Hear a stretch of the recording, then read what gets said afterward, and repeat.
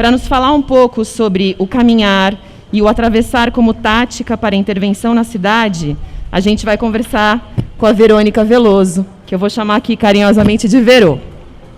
Ela é artista do corpo e da cena, atua como encenadora e performer junto ao coletivo Teatro do Decafônico e como professora e pesquisadora do Departamento de Artes Cênicas da USP. Ao criar peças de teatro, prefere os espaços não convencionais, propondo inversões de ponto de vista e diferentes experiências aos espectadores. Ao fazer performances, escolhe a rua como espaço de potência, encontro e trocas, aparentemente impossíveis.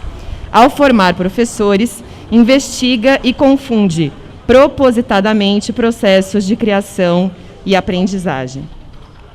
A gente vai ter também um momento de perguntas e respostas, então fiquem à vontade para compartilhar as questões e as dúvidas e as ideias, os pensamentos. Bem-vinda, Verô!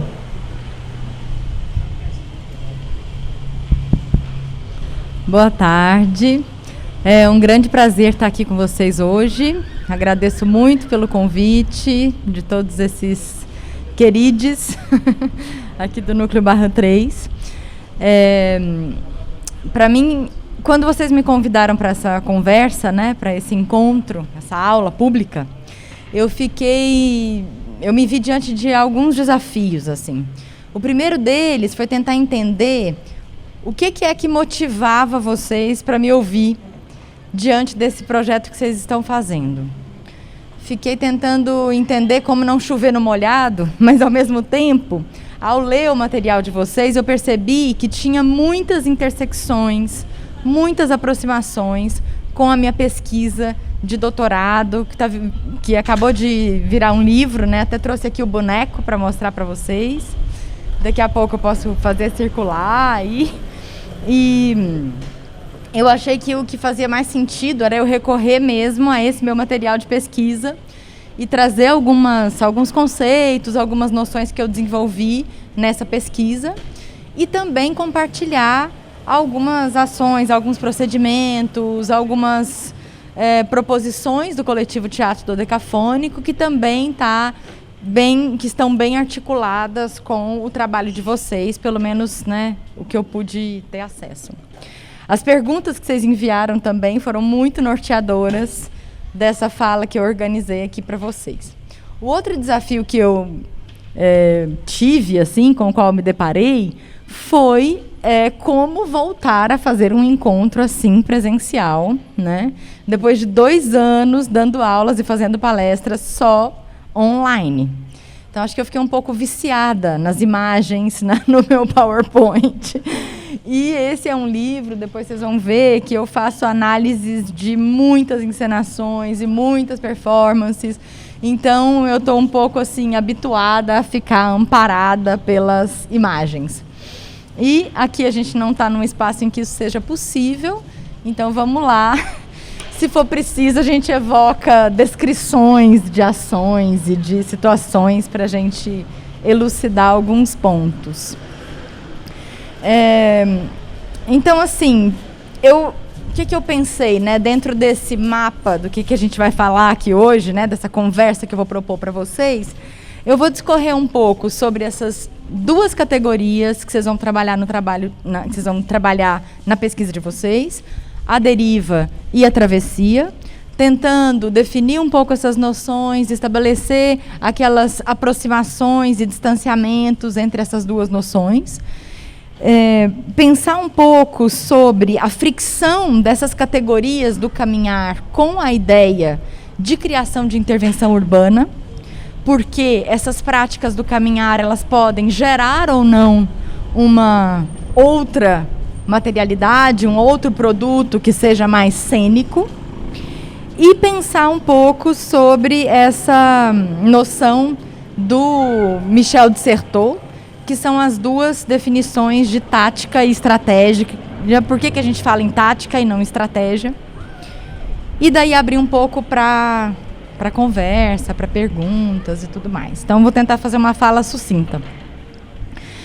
O primeiro ponto que eu vou destacar um pouquinho antes de entrar nesses que eu enunciei agora há pouco, é essa ideia do próprio caminhar, né? Porque o caminhar, ele vai um pouco além desta ação física que a gente aprende quando a gente nasce. Um ano depois de nascer, mais ou menos, a gente aprende a andar e a falar, né? As atribuições da fala e do deslocamento, elas vêm mais ou menos ao mesmo tempo dentro do processo de desenvolvimento de uma criança. E o andar, ele poderia ser entendido simplesmente como essa atividade física, de colocar um pé depois do outro, um passo depois do outro e chegar ao deslocamento. Quando a gente está falando no caminhar, eu sei que pode parecer assim uma diferença muito sutil, mas a gente está falando um pouco mais do que de simplesmente colocar um pé depois do outro e transferir o peso de um pé para o outro e deixar reverberar pela coluna até que a gente se desloque por aí. A gente está falando também de uma atenção diferente, de uma escuta, de uma percepção, de um colocar-se em relação com as coisas, com o mundo, com os espaços. Então, um corpo que caminha, ele não é um corpo que ele está simplesmente se deslocando, né? Quando a gente fala nessas categorias ou nessa tipologia do caminhar, que é o que eu tento fazer aqui no meu trabalho teórico, a gente não está falando de um deslocamento funcional. Não é simplesmente o que eu tenho que fazer para eu sair do ponto A e chegar até o ponto B. Não é simplesmente aquilo que a gente faz quando a gente sai de casa e vai para o trabalho, sai do trabalho e vai para o metrô. Enfim, a gente está falando numa percepção aguçada. A gente está falando num encontro de corpo e de espaço, de sensação, de percepção social, política, daquilo que a gente está vivendo, do entorno que a gente está vivendo, de onde a gente se encontra. E o André Breton, ele tem uma fala, que ele diz, uma frase, na qual ele diz que a rua é o único campo de experiência legítimo. E é muito interessante ele falar isso. Essa frase ela ficou circulando na minha cabeça durante muito tempo, porque eu acho que ela nos traz assim um encontro cara a cara com a realidade, com o momento histórico que a gente está vivendo, com o contexto no qual a gente está. A rua, ela escancara, ela traz à tona tudo aquilo que muitas vezes não chega até nós quando a gente está dentro do nosso espaço privado. Esses 2 anos de pandemia, que ainda não acabaram, né, mas que algumas pessoas viveram um pouco mais confinadas, a gente teve justamente esse espaço suprimido da nossa vida. E ontem mesmo, eu passei o dia todo em ação com o dodecafônico, no centro da cidade de São Paulo, fazendo algumas expedições lá em relação indo da Biblioteca Mário de Andrade ao Municipal e da Casa da Imagem ao Municipal. Propositadamente, a gente não propôs uma linha reta. A gente propôs caminhos mais tortuosos, que passavam por espaços relevantes do centro da cidade de São Paulo e que propunham encontros que não eram óbvios e nem previstos. E foi muito interessante porque, assim, é impossível estar na rua e não discutir política, e não discutir futebol, e não discutir feminismo, e não observar a condição social da população em situação de rua. Não dá para olhar para a arquitetura, para pensar no que nós fizemos nos últimos 100 anos, ali a nossa proposta era retomar um pouco a memória do Mário de Andrade, sem observar quem tem direito ao espaço público. Não dá para ignorar uma mulher sangrando em pleno largo do Paissandu. Não dá para olhar para os monumentos sem olhar para o chão e ver os sentidos do espaço, e ver as pessoas morando, habitando ali ao redor dos monumentos. E então tem esses sentidos do espaço urbano e do espaço público que eles vêm à tona, que eles gritam. É isso. Eu não acompanho nada de futebol, por exemplo, Mas ao caminhar, ao estar na rua, caminhando, nesse corpo a corpo com o asfalto, eu ouvi inúmeras vezes as pessoas falando: o Palmeiras não tem mundial. Assim, né? Então, são informações que gritam e que quando eu estou dentro de casa, numa biblioteca ou enfim, na internet, não necessariamente essas informações vão chegar até mim. Então, acho que tem uma relação desse caminhar e do espaço da rua que é muito relevante para a gente fazer esse tipo de arte que eu intuo que vocês estão interessados aqui. Nesses 2 últimos anos de pandemia, a população em situação de rua aumentou 60% na cidade de São Paulo. Se você vai a qualquer praça, canteiro grande, espaço público um pouco mais... que não seja cercado como aqui, né? E um pouco que tenha algum nível de cobertura, muitas vezes as bordas dos monumentos são assim, a gente enxerga hoje em dia na cidade de São Paulo um verdadeiro acampamento a céu aberto.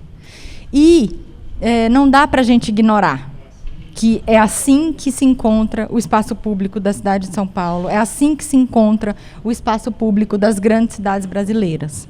Não só as grandes, mas aqui parece que a quantidade, né, nas grandes cidades, essa quantidade ela é maior ainda. É um salve-se quem puder. Então é isso, assim, me parece que o problema da moradia e da fome, eles são assuntos que ocupam necessariamente o contexto urbano da cidade de São Paulo. E aí, pensando nessa disputa de narrativas que está materializada no espaço público, que vocês provocaram esses encontros para discutir isso, eu fico me perguntando o que a gente faz com tudo isso. E eu não tenho a menor, receio em dizer, eu não tenho essas respostas. Eu não vim aqui trazer essas respostas, eu também não sei. Mas eu espero que a gente encontre pistas, inspirações, para entender como agir, por onde ir, e que a gente compartilhe cada vez mais saídas que a gente encontrar nas nossas pesquisas, para a gente entender como lidar com este espaço público. E aí eu fico pensando assim, que talvez uma pista, a primeira que me ocorre, seria como propor programas de ação, programas de deriva, que não se imponham e que não sejam também autoritários na ocupação do espaço público. Como a gente pensar em programas, em ações que, de fato, se voltem para essa realidade concreta e não para o espaço público idealizado? Como que a gente age, como que a gente atua no espaço público sem ignorar tudo isso que está ali, que não é a arquitetura, que não é a construção, essa construção histórica que vai ressaltar a memória, que vai... quem colocou o que, onde. Então, como que a gente cria táticas? Daqui a pouco eu vou falar sobre isso, para a gente lidar com esse espaço estrategicamente pensado e que a gente não tem muita ação sobre ele, de fato. Com essa consciência de que a ação artística, ela é uma ação temporária. Ela é uma ação efêmera. Então, fica aqui essa pulga, né? E aí eu volto com a pergunta, quem tem o direito de ocupar a cidade e por quê? Ontem nós escrevíamos no Largo do Anhangabaú uma frase do Mário de Andrade, no chão, com giz e carvão. Os seguranças que estavam ali próximos vieram interromper a nossa escrita e dizer que a gente não podia escrever. Pauliceia, uma grande boca de 1000 dentes. Uma frase do Mário de Andrade. A gente escreveu isso com letras garrafais no Anhangabaú. Ao mesmo tempo, tinha uma tenda do lado com um outdoor gigantesco dizendo: estamos fazendo um filme. Venha se inscrever. Por que eles podem estar lá e nós não podemos escrever uma frase com giz que na próxima chuva já não vai estar lá mais? Por que eles podem tirar todas as pedras portuguesas do Largo do Anhangabaú, derrubar todas as palmeiras imperiais, tirar todas as árvores, transformar aquele lugar que era um rio num vale asfaltado e totalmente quente, que até tem uma fontezinha que nunca está ligada, que foi ligada só na inauguração, e a gente não pode ocupar esse espaço. Então, assim, são perguntas que o espaço público começa a saltar para a gente no espaço público. Então, assim, indo para aquele programa que eu combinei com você de fazer aqui, falando um pouco sobre deriva, né? Então, a deriva, ela é uma prática que ela está fundada numa caminhada aleatória, realizada prioritariamente no espaço urbano. Há quem fale em deriva também em espaços rurais, em estradas, mas ela é associada a uma prática de contexto urbano. O percurso de uma deriva, ele não é previamente definido e ele nunca coincide com uma linha reta, nem com uma distância mais curta entre dois pontos. Trata-se de um caminhar sem rumo, deixando-se levar pelo sabor dos acontecimentos e pelas pessoas que eventualmente a gente encontra no caminho. Em uma deriva, experimenta-se a sensação de perder-se, mesmo em um espaço conhecido. E o que está em jogo é mais a perda de tempo do que o ato de perder-se. A deriva, ela pode ser associada à vagabundagem e à boemia. E ela pode ser realizada só ou na companhia de outras pessoas.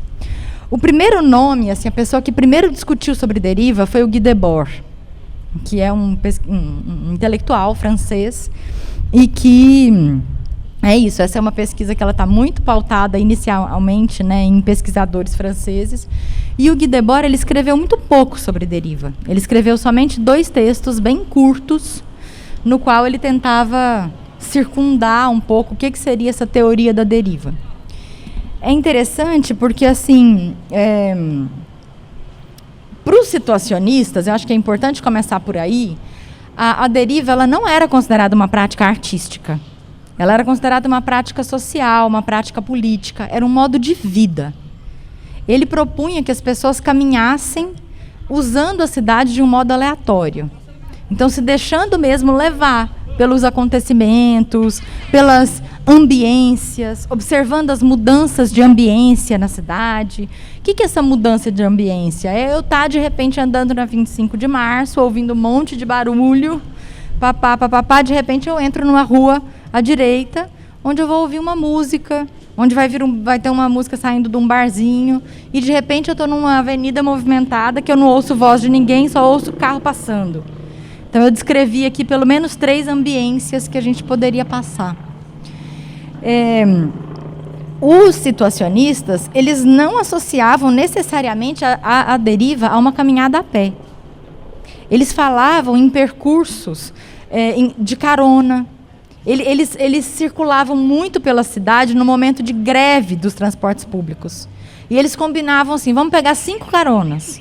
Então, pegava uma carona, você vai para leste da cidade, ia até lá. Não, agora você vai para o sul, então eu vou com você. Ou então eles pegavam um táxi, ou eles pegavam um ônibus e iam 20 minutos a leste, por exemplo. Simplesmente para mudar a ambiência, para se deslocar num outro lugar. É a partir da década de 60 que artistas começam a associar a deriva a uma prática artística. E aí eu acho interessante destacar isso, assim, por que que os situacionistas não estavam interessados em considerar a deriva uma prática artística? Porque eles tinham uma discussão muito grande, eles tinham um ideal de superação da arte. E para eles não fazia sentido que a deriva fosse uma prática artística, porque ela seria separada da vida. O que interessava para eles era justamente que essa fosse uma prática que fosse incorporada na vida de toda e qualquer pessoa. Que as pessoas deambulassem pela cidade, que as pessoas flanassem um tanto e não ficassem só usando a cidade de um modo objetivo, de um modo funcional para o consumo e para a produção também de mercadoria. Então, a deriva ela é, por si só, uma prática anticapitalista. Ela é uma prática que ela está contra o time is money. Quantas vezes que a gente está andando aleatoriamente pela cidade ou fazendo alguma ação dessas de deriva e as pessoas gritam, não tem o que fazer não, vai trabalhar, o que você está fazendo aí, gente vagabunda. Por isso que a deriva está muito associada à vagabundagem, né? A boemia, porque tinha essa ideia mesmo, assim, de que é uma perda de tempo. E aí tem uma frase do Francesco Careri, que escreveu muito sobre o caminhar também, como uma prática estética e política, que ele vai dizer que quem perde tempo ganha espaço. Então, o que a deriva nos traz? Na medida em que a gente perde tempo e vai se deixando levar por esses interesses aleatórios que a cidade nos apresenta, a gente consegue perceber coisas que a gente não veria se a gente estivesse simplesmente repetindo os nossos percursos cotidianos, os caminhos que a gente faz todos os dias pela cidade. Então, trata-se assim de um modo improdutivo de caminhar, uma reação, uma oposição a esse uso capitalista da cidade. Um deslocamento focado no consumo de mercadorias ou na produção de bens de consumo. Ela vai justamente de encontro a isso. O ponto no qual os situacionistas mais se aproximam de uma prática performática talvez tenha sido quando eles vão desenvolver a noção de situação construída. O exemplo mais conhecido de situação construída foi o escândalo da Notre Dame. O que foi o escândalo da Notre Dame?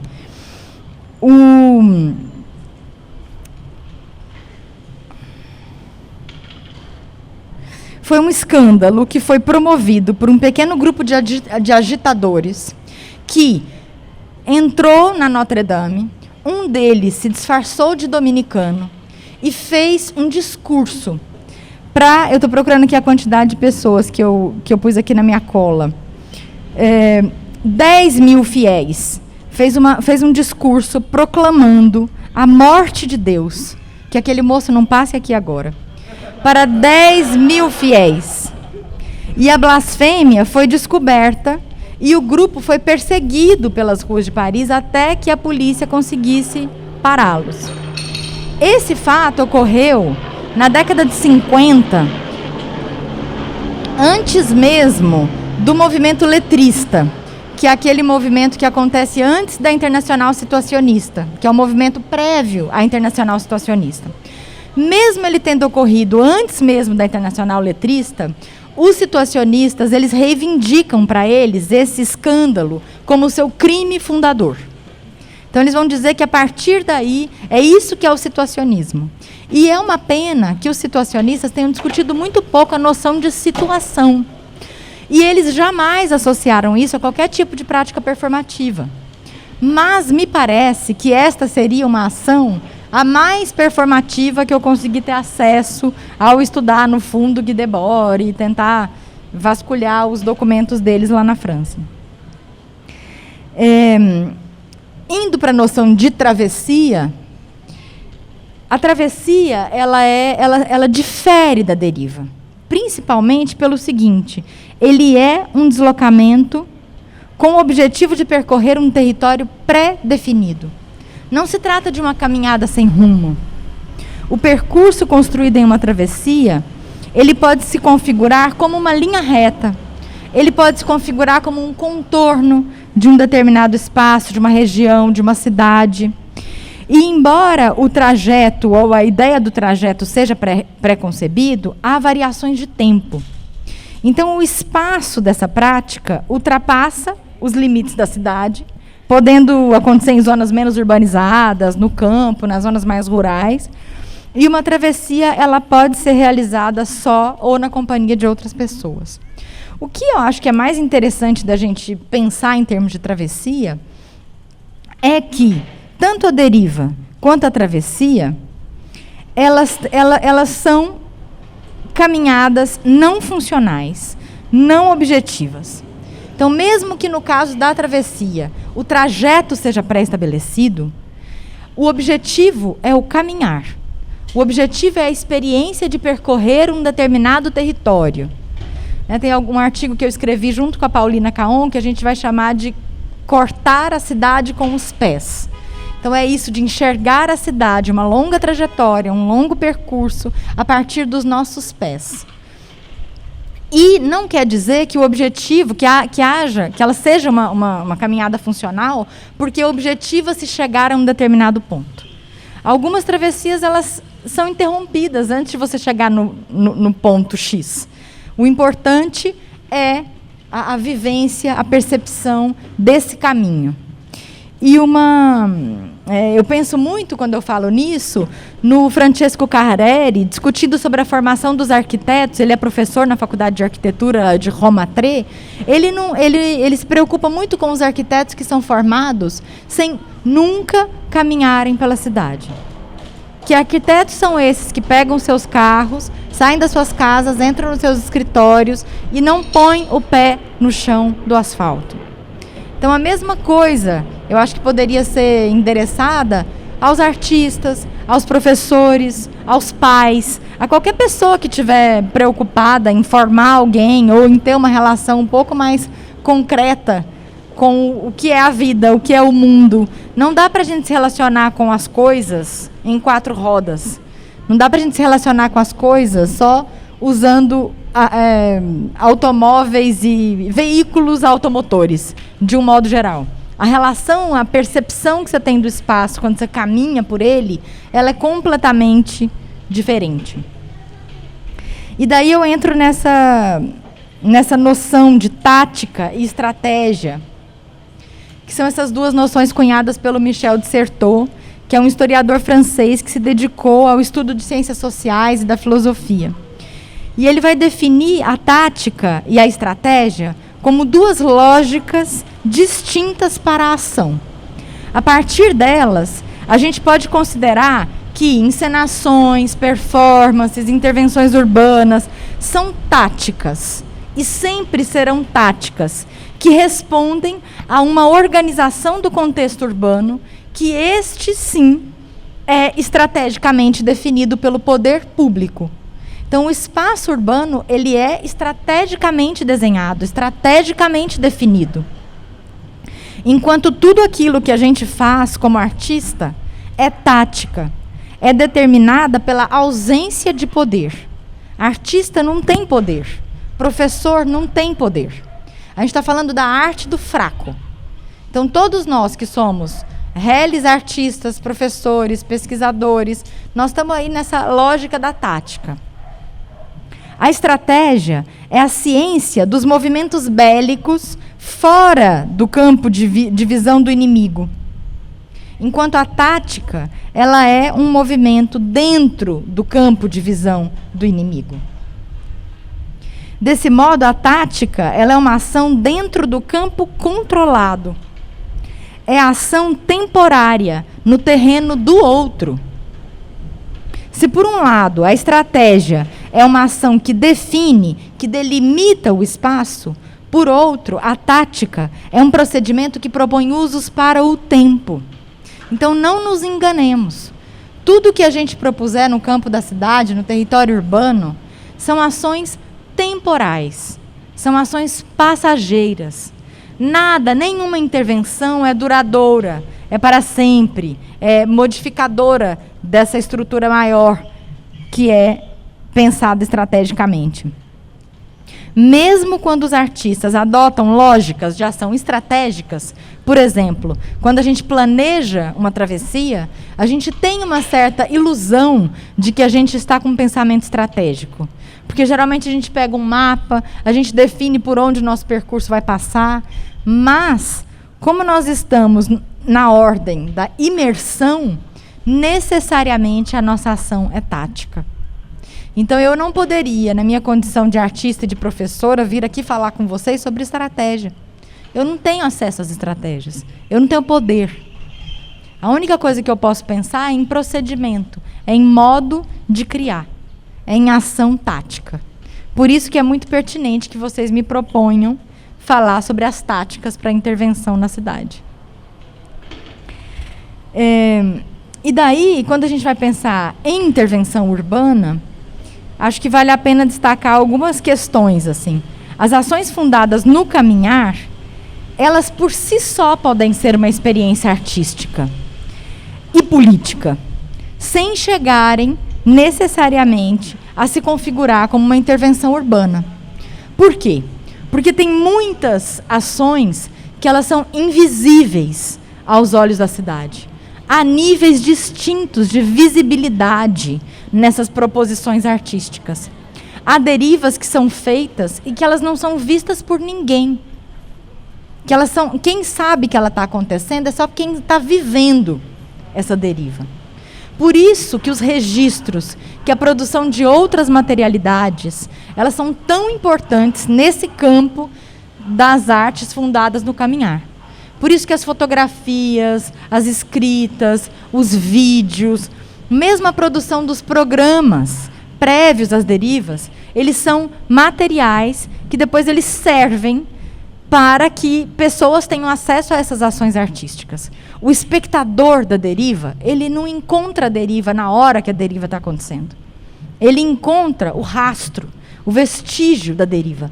Ele encontra os materiais que vão estar expostos numa galeria ou que vão estar divulgados na internet, por exemplo. Com a travessia, a mesma coisa. O nosso desejo, em termos de travessia no dodecafônico, era que a gente fizesse um livro. A gente está esperando conseguir realizar a deriva norte-sul, para depois a gente conseguir fazer esse livro contando sobre as duas derivas que a gente fez, das duas travessias de São Paulo. A gente já fez a oeste-leste, que a gente saiu da estação Ceasa e fomos até a estação Guaianazes a pé em 2 dias. Só que a gente ainda não conseguiu realizar essa travessia, que vai durar 8 dias, segundo a nossa organização estratégica. Só que não. Então, eu acho que vale a pena pensar nisso, que essas ações em si, elas já se constituem como uma ação que se encerra nela mesma. Mas, por outro lado, e eu entendo que é para aí que vocês caminham, as derivas e as travessias, elas podem funcionar como procedimentos para levantamento de material para a composição de uma intervenção urbana ou de uma encenação, seja ela no espaço público ou no espaço teatral. E isso é muito recorrente. Inclusive, assim, se a gente volta lá na teoria da deriva e nos estudos dos situacionistas, a deriva ela é considerada a metodologia da psicogeografia. Por que ela é considerada a metodologia? Porque ela é a prática da psicogeografia. A psicogeografia ela é uma abordagem da geografia que ela prevê uma documentação, uma observação dos afetos que a cidade promove em cada um de nós. Então, a psicogeografia é um estudo dessas ambiências, é um estudo desse modo como cada corpo se relaciona com um determinado território urbano. E a deriva, ela seria justamente o modo da gente lidar com a cidade, praticar a psicogeografia. E daí criar registros e modos de pensar e de documentar a cidade que não seja de uma maneira objetiva como a geografia propõe. Então, se vocês verem os mapas psicogeográficos criados pelo Guy Debord, não são mapas nos quais a gente se localiza. São mapas nos quais a gente observa movimentos, a gente observa tendências daquele espaço. Tem um mapa dele que é muito conhecido, que são regiões da cidade que ele recorta e coloca setas, sugerindo possibilidades de deslocamento de uma região para outra.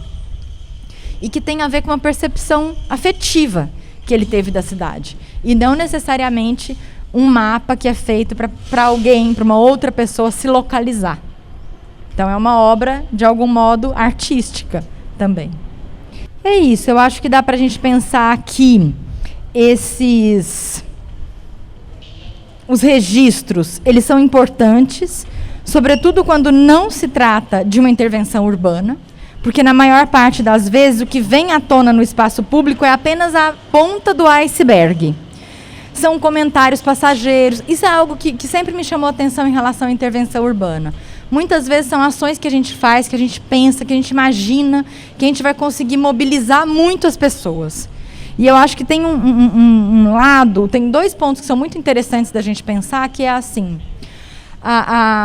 não dá para a gente ter a ilusão de que a gente vai para o espaço público para a gente mudar quem está lá, para a gente levar algum tipo de elucidação, de esclarecimento, de, né, algo que seja para melhorar a vida de quem está lá. Quem de fato se modifica quando a gente se coloca nessa situação de deriva, de intervenção, de ocupação do espaço público, somos nós. É uma ilusão a gente achar como artista que a gente vai ocupar o espaço público, porque o espaço público já está ocupado. Tem inclusive gente que mora lá, que foi uma maneira como eu comecei a falar com vocês aqui. Então, assim, pensar essas táticas é pensar alternativas temporárias, é pensar pequeno, necessariamente. E esse pequeno, ele não é necessariamente pouco ou desimportante. E muitas vezes, aquilo que a gente tem de percepção do espaço público na hora, esses comentários, eles são os mais banais. São as pessoas perguntando se você não vai trabalhar, se você é vagabundo, são comentários, é o senso comum. É muito interessante a observação dessas reações no calor do momento, porque justamente elas vão revelar, elas vão fazer um mapeamento, é um termômetro para a gente entender como é que aquela determinada região da cidade está lidando com certas questões políticas, sociais, econômicas, que estão acontecendo no contexto histórico que a gente vive. Mas aprofundar na discussão só vai acontecer a partir de duas possibilidades. Primeiro da análise desses registros, da observação desses documentos que são produzidos a partir dessas experiências. Então, assim, dá para pensar tanto em fotografia, em vídeo, em documentação de áudio, quanto nas escritas automáticas, que essa é uma prática que é muito recorrente no dodecafônico, que são escritas em fluxo, que a gente produz logo depois de viver determinadas situações de deriva, de travessia. Porque essas escritas, elas conseguem captar, no calor do momento, essa experiência que foi vivida. E a outra oportunidade que a gente tem de observar isso são as práticas pedagógicas. Porque me parece que essas ações, elas combinam muito com práticas pedagógicas. Em nenhum momento a gente conseguiria aprofundar tanto quanto a gente aprofundou nessa pesquisa com o espaço urbano, se a gente não tivesse associado essa criação artística a uma prática pedagógica. Porque a gente tem acesso a outros pontos de vista, a outros modos de enxergar. E, então, assim, quanto mais vocês conseguirem, sei lá, uma pista, abrir os procedimentos de vocês para outras pessoas, para pessoas que não são óbvias, que não são as pessoas que necessariamente estudam esse tipo de ação, vocês vão encontrar repertórios, recursos, reações mais ricas e mais produtivas em relação à criação de vocês. Isso é algo que eu tenho percebido cada vez mais nas minhas andanças por aí.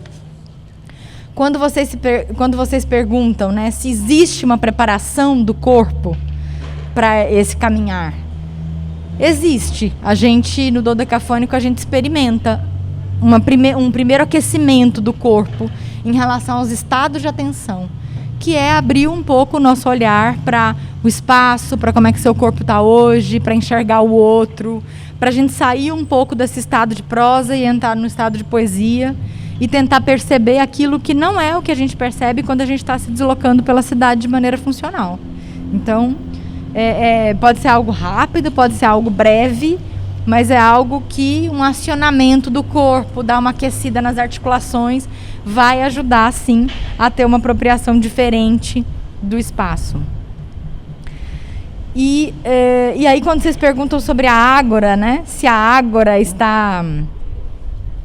Se a gente consegue identificar as ágoras na cidade, eu tenho a impressão de que a ágora, atualmente, ela se encontra pulverizada no espaço público.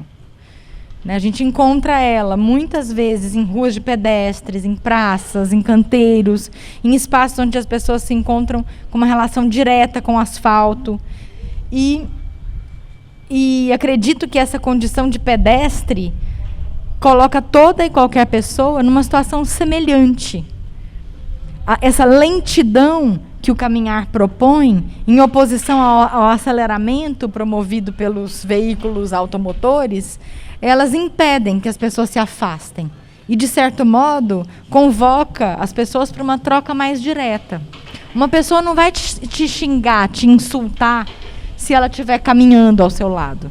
É mais fácil que ela faça isso se ela estiver passando de carro, ou se ela passar de bicicleta.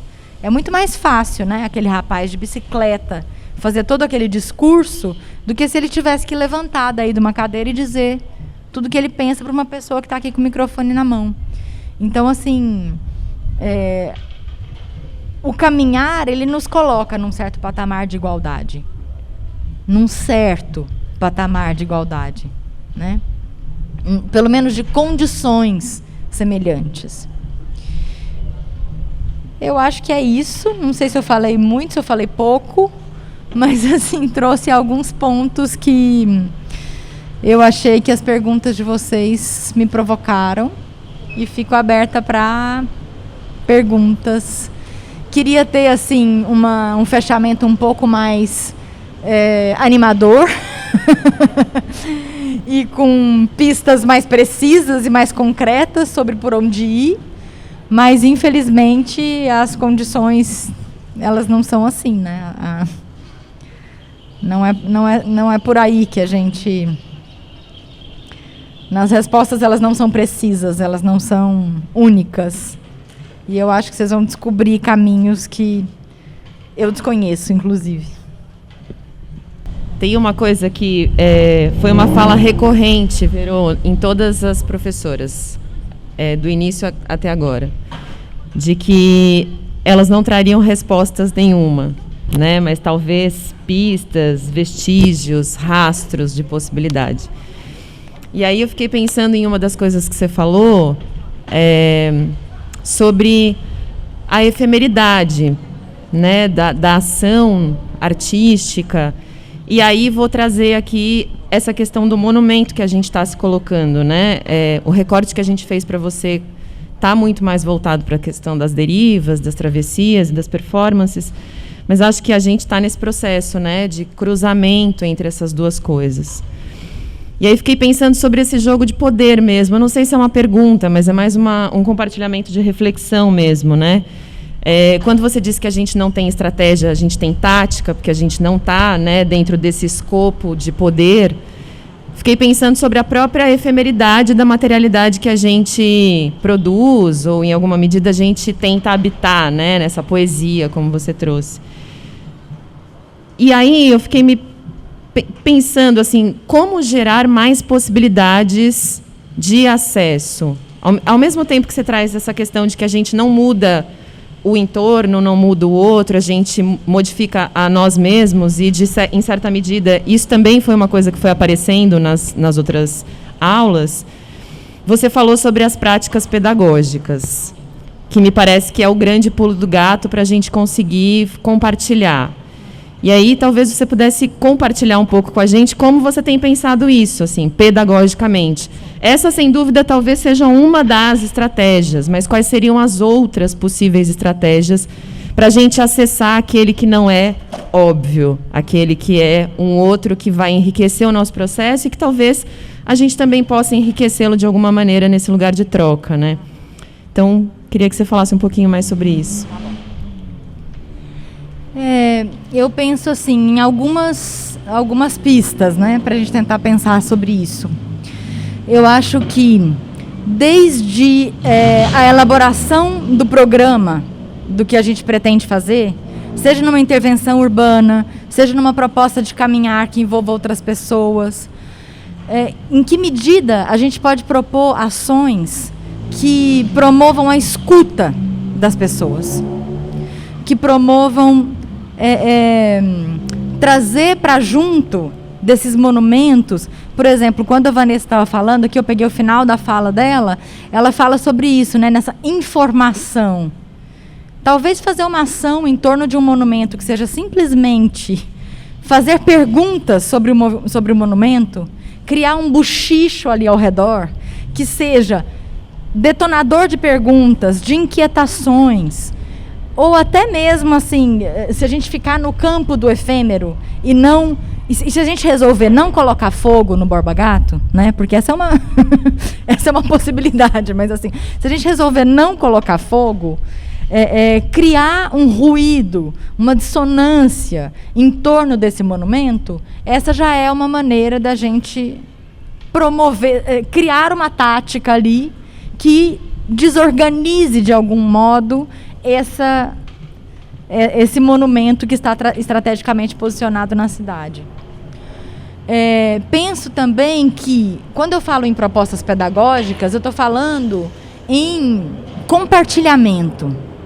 Quanto mais a gente compartilhar essas possibilidades e convocar pessoas para estar junto conosco, mais a gente vai ampliar as possibilidades de entendimento desse espaço e do porquê que é esse cara que está nesse lugar. Por que é este monumento? O monumento é desta pessoa e não de outra. Então, eu acho que tanto o compartilhamento dos programas quanto o tipo de programa que se propõe, que sejam programas que convoquem a essas trocas, a essas escutas das pessoas que não são óbvias, quanto essa produção de outras materialidades que possam acessar outros campos de discussão. Porque não dá para a gente também ignorar que esses vestígios que são deixados pelas intervenções urbanas, que eles ganham outras camadas de reflexão. Então, assim, se a gente lembra, por exemplo, da ação eu não sei se eu vou lembrar o nome deles agora, do 3 Nós 3. Eles tinham uma ação que foi muito divulgada na década de 80 aqui em São Paulo, que era o encapuzamento dos monumentos, que eles colocavam os sacos pretos sobre os monumentos. E isso gerava fotografias que foram amplamente difundidas na imprensa na época. E isso gerou uma grande discussão sobre monumento, por exemplo. Acho que esse poderia ser um exemplo assim, de uma ação que eu teria trazido para vocês aqui em vídeo, as imagens, para a gente refletir um pouco sobre elas. Me parece que aí tem uma pista. Uma das imagens que vocês colocaram, naquele documento que vocês enviaram, com todos os monumentos que vocês escolheram trabalhar, eu não me lembro o nome do monumento, mas aquele monumento que está na frente do Trianon MASP, as mãos dele, do bandeirante, né? Está suja, está com uma tinta vermelha. Então, assim, essa é uma ação menos efêmera, né? Mas as mãos sujas de sangue nessa representação, isso é algo que muda, que mobiliza, que altera o modo como a gente lê essa representação dentro desse espaço público. Então, talvez, assim, pensar também em como esses rastros, esses registros dessas ações podem criar novas leituras e podem chegar a outros públicos e podem ir mais longe do que a nossa ação efêmera. Eu sempre falo isso sobre estudo de performance. Quem estava com Chris Burden naquela sala quando ele levou um tiro no ombro? Menos de 20 pessoas. Quem que estuda performance que nunca ouviu falar nessa performance? Por quê? Porque é o registro dela que tem vida longa. É o registro dela que vai acessar pessoas que não são aquelas que estão aqui. A performance, ela não é mais uma arte do encontro só. E necessariamente do encontro. A performance, ela se volta para a câmera. E a partir do momento, depois desse tempo de só se voltar para a câmera e se instalar nos espaços expositivos, com o advento da internet, ela é da rede. Às vezes, na minha vida que eu tinha feito derivas, eu sempre tinha feito em grupo. E grupo sempre muda muito a atmosfera do espaço. Então eu ouvi muitas vezes é teatro? Não era a pergunta que eu mais ouvia, só por estar andando numa dinâmica diferente. A gente já iniciou algumas derivas. E na última, quando eu estava me encaminhando para a deriva, eu estava vindo de uma cidade da Grande São Paulo para o centro, para a capital. E eu me peguei pensando mais na minha pessoa no trajeto do que realmente do lugar que eu estava chegando para fazer o início da deriva. E aí sempre me vem na cabeça a música Gente Humilde do Chico Buarque, que é uma música que eu detesto. Porque é eu muito bem vindo de trem de algum lugar, e aí me dá uma inveja dessa gente que vai em frente sem não ter que contar. Dá vontade de estrangular ele. E eu fico com medo, não é um medo, mas eu acho que eu estou partilhando um sentimento, eu gostaria de saber como é para você. Mas por causa da minha cor, por causa de eu ter uma vulva, por determinadas coisas, eu tenho dificuldade de adentrar alguns espaços, de estar em alguns espaços, sejam eles públicos ou privados. E a rua é um lugar que a gente, né, foi uma das perguntas que você levantou, né, a quem, né, a quem e quem. E eu fico um pouco nesse lugar de, ok, eu posso ocupar esse espaço público, mas eu não posso ocupar esse espaço público, mas eu posso. E de onde eu venho que eu posso estar nesse espaço público? Que eu posso estar à deriva numa sexta-feira, 13h, na segunda-feira, às 9h, andando sem destino. E me causa um ruído quanto indivíduo muito grande. Porque ao mesmo tempo que eu posso estar, eu não posso estar. Mas eu posso. Mas eu não estou, mas eu estou. Eu estou intervindo, mas eu não estou intervindo, está intervindo em mim. E tá confuso, entendeu? É isso que eu tô querendo compartilhar e saber de você. Obrigada. Não, é muito bom, é muito boa essa sua pergunta. Você toca em vários pontos, né? Um deles é isso, né? Quem tem o tempo para perder? Quem tem o tempo para derivar? Quem pode se dar ao luxo de plena sexta-feira, 13h, ficar andando sem rumo por aí? Sim, não dá pra gente escapar desse tipo de pergunta. Por isso que eu acho muito interessante a gente associar a deriva a uma prática pedagógica, a uma metodologia. É muito importante que as pessoas experimentem derivas para elas terem uma relação diferente com a cidade, para elas saberem que essa possibilidade existe. E isso é algo que poderia, sim, ser promovido nas escolas, porque, afinal de contas, a gente esquece. Mas a escola, no sentido da école, é o lugar do ócio. É o lugar em que a gente tem tempo para ficar pensando, ou deveria ter. É o lugar em que a gente deveria ser convidado a esse tipo de experimentação, para que a gente pensasse na vida, para que a gente refletisse. E não dá para a gente desassociar a deriva física na cidade de uma deriva mental. Tem deriva mental, sim. Tem hora que você faz deriva que você só pensa na morte da bezerra, você só pensa na sua, sabe, naquilo que você está na sua cabeça, que você não consegue enxergar o que está ao seu redor. Por isso que estar em grupo é tão importante. Por isso que quando você está em grupo, você consegue perceber as impressões dos outros. Você se dá conta de que as visões, as percepções, elas são muito distintas. E o que é rico é a montagem dessas percepções de um grupo grande. E você traz uma outra coisa que eu acho que é super... que não dá para nós, mulheres, não tratarmos, que é a quem é destinado o espaço público. Quem pode caminhar? Mesmo que você possa se dar esse luxo de, em algum momento, caminhar sem rumo, você é uma mulher, você tem uma vulva, você é... você é um alvo mais fácil e, talvez, mais que isso, não dá para a gente negar toda a política do medo que nos é incutida diariamente. Que dizem para a gente, não caminhe sozinha, não ande pela cidade. É aquela máxima, né? Uma mulher caminhando sozinha é uma mulher caminhando sozinha. 2 mulheres caminhando sozinhas são 2 mulheres caminhando sozinhas. 3 mulheres caminhando sozinhas são 3 mulheres caminhando sozinhas. A gente só não vai estar sozinha se tiver um macho junto.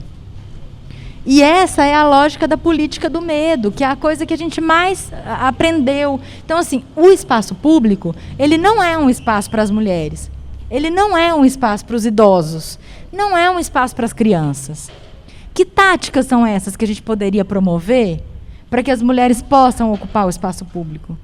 Para que as crianças possam ocupar o espaço público? Para que os idosos possam ficar no espaço público? Então, assim, uma história que eu vou contar aqui para elucidar esse lugar do medo que a gente vive, né? Quando a gente estava fazendo a travessia de São Paulo, nós éramos um grupo de 11 mulheres, sozinhas, né? Tô brincando, nós éramos 11 mulheres e um homem. E num dado momento a gente estava atravessando uma passarela de pedestres, chegando na Moca. Já era 7 horas da noite, já estava escuro, era junho, então já era inverno, estava bem escuro já. E quando a gente chegou nesse ponto, a gente ia atravessar uma passarela que só tinha assim, um caminho para uma pessoa caminhar por vez. Uma indo e outra voltando. A gente estava com celular, algumas pessoas com câmera. Rapidamente nós falamos: guardem os celulares, guardem as câmeras, aqui é perigoso, vamos lá, atenção, todo mundo. E era uma longa travessia que a gente ia fazer, nessa travessia de pedestres, em cima da Radial Leste, todo mundo super atento. Quem nós encontramos no caminho? Mulheres, carregando os seus filhos, acompanhados das suas avós. Todas as pessoas que nós encontramos nessa curta travessia foram mulheres, crianças e idosas. Eram as mulheres que estavam voltando dos seus trabalhos, buscando as crianças, estavam ficando com seus cuidadores. Só encontramos mulheres. E pode parecer uma coisa, tem um recorte de classe nisso que eu estou falando? De raça? Tem. Eu nunca tinha atravessado aquela passarela a pé, sozinha, à noite. Nem acompanhada. Mas, enfim, todo o discurso que é introjetado na nossa cabeça é o discurso do Chapeuzinho Vermelho, que vai encontrar o lobo mau. E eu encontrei um monte de vovozinha. Percebe? Então, assim, na medida em que as mulheres se propõem a ocupar o espaço público, a gente começa também a mudar o espaço público. Nesse sentido, eu sou muito de acordo com Guy Debord. Não dá para a gente colocar a deriva só num lugar artístico. Não dá para a gente colocar o caminhar só num lugar de uma criação exponencial, uma criação que seja totalmente apartada da realidade. O negócio é que a gente tem que reivindicar que a cidade, ela acolha esses corpos. A gente tem que possibilitar que as mulheres estejam, sim, no espaço público. Daí a importância de uma ação tão besta como aquela que vocês já devem ter ouvido falar. Vamos juntas. É uma coisa que eu já vivenciei em São Paulo. Você está caminhando na cidade, você vê outra mulher caminhando sozinha e você diz, vamos juntas. Que é uma tática. É uma tática de sobrevivência num contexto urbano. Numa cidade da América Latina. Que a gente sabe que a gente não tem... Quando você andava na Alemanha, provavelmente você pensava um pouco menos sobre isso. Pensava mais nos neonazistas. Hã? Pensava mais nos neonazistas. Exato. Também há, né? É que quando eu cheguei em Berlim, eu dei de cara com eles, eles deram 2 tiros pro alto. Exato. Também não dá pra gente romantizar que lá não tem esse tipo de questão, né?